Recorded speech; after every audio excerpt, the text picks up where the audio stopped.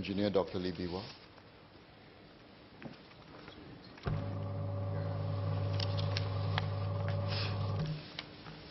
Mr. Speaker, sir, the decision to establish Singapore Food Agency, SFA, is timely as we witness several significant lapses in food safety in the past months.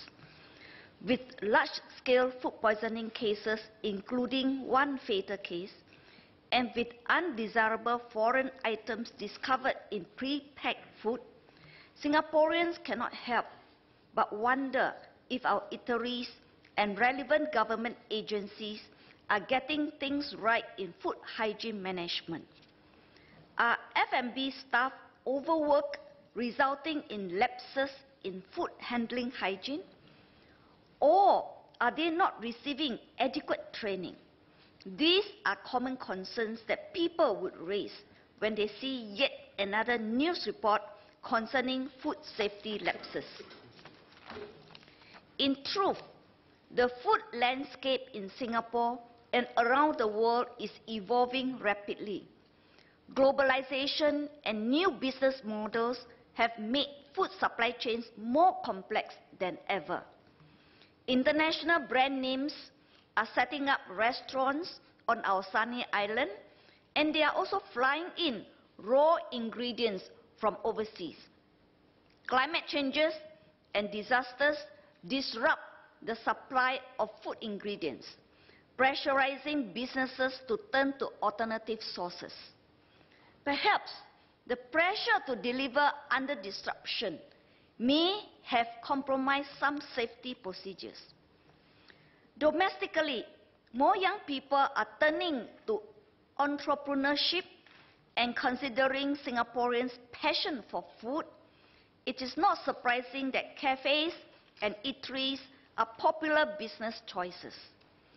With the gig economy becoming increasingly mainstream, we are also seeing more freelancers making use of their talents to become home bakers and private chefs. And food deliveries are becoming the norm for F&B establishments, from hawker centers to restaurants to grocery retailers to delivery consumers' meals. Yet this adds additional challenges to the food safety process. Packaging, exposure to outdoor temperatures, and with more people involved in handling of the food. These are all additional matters to consider in food safety management. In short, all these developments would lead to a higher probability in food safety lapses, and so there's a need for a government to better manage food safety risks. Mr. Speaker, I'm pleased to note that the SFA has pledged to improve regulatory oversight. This is being done by overseeing food safety across the entire food supply chain from farm to fork.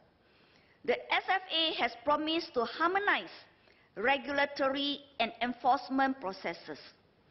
Hopefully, in doing so, there can be better coordination for food-related issues, product tracing and recall, as well as engagement of stakeholders and members of the public.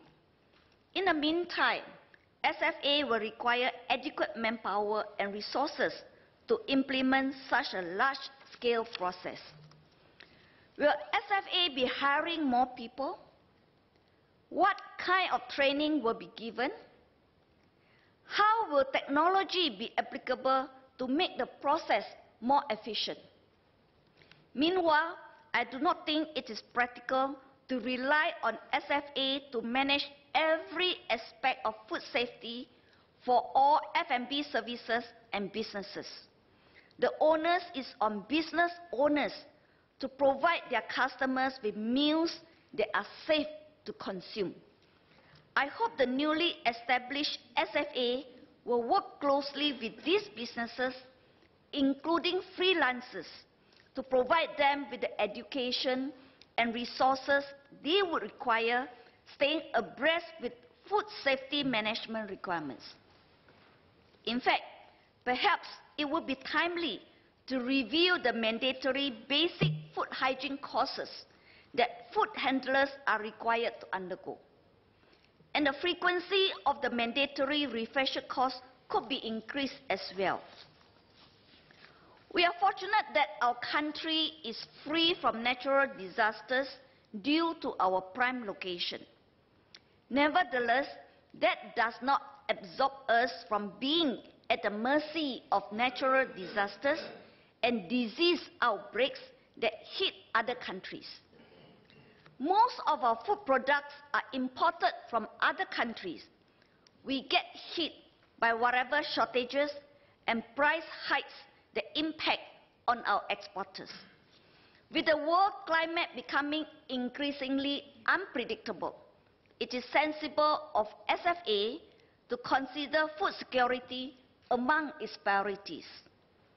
A key food security strategy is to diversify our food supply sources, much like what we did with our water supply.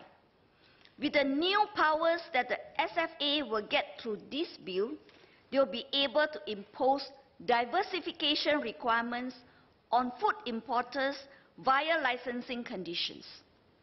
Moreover, the ability to collect food-related data from the industry will help us to better prepare and plan for food supply disruptions. Yet, while this is a good strategy, this could mean additional burdens on importers of vital food items to come up with the relevant diversification strategies. Will SFA provide any form of assistance to these importers?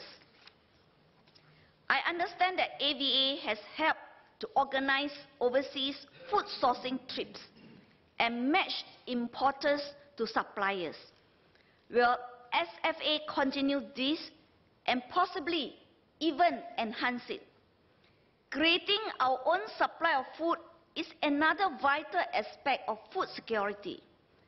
I am heartened to note that SFA intends to work with the industry and R&D partners to develop new products and solutions that can enhance food supply resilience while overcoming resource constraints in land, energy, and water. Happily, there has been growing interest in farming among young Singaporeans. There are farmers' market events where one can purchase locally grown organic produce. We are hearing more about Singaporeans volunteering in community gardens or growing their own indoor produce. In Eastern South, we encourage residents to take part in community garden. One such active resident is Mr. Ong Chun Yao, who was featured in Straits Times recently. Mr. Ong said that he rarely buys vegetables, and he gets his vegetables from the community garden on top of our multi-story car park beside our CC. Because that multi-story car park, the top level is seldom used, so we convert that to community garden for residents to plant vegetables. And Mr. Ong is not alone. I'm sure if we can systematically harness every inch of our soil, like what we do for water, we can achieve amazing results.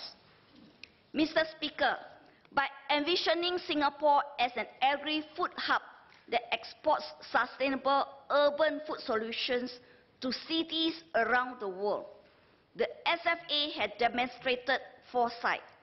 I'm looking forward to hearing about the specific plans that SFA has in place to achieve this.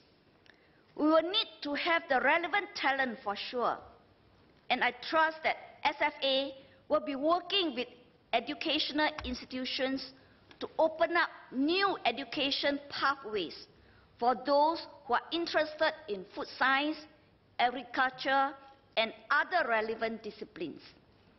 By developing a new sector, we can expect to open up a new job market for Singaporeans. And for Singaporeans who have a passion for agriculture but feel inhibited by the lack of demand, they can take heart that they may work soon be able to work towards fulfilling their dreams of going professional right here on home ground. Sir, the future is bright and exciting with the new SFA and enhanced focus on food security and safety management.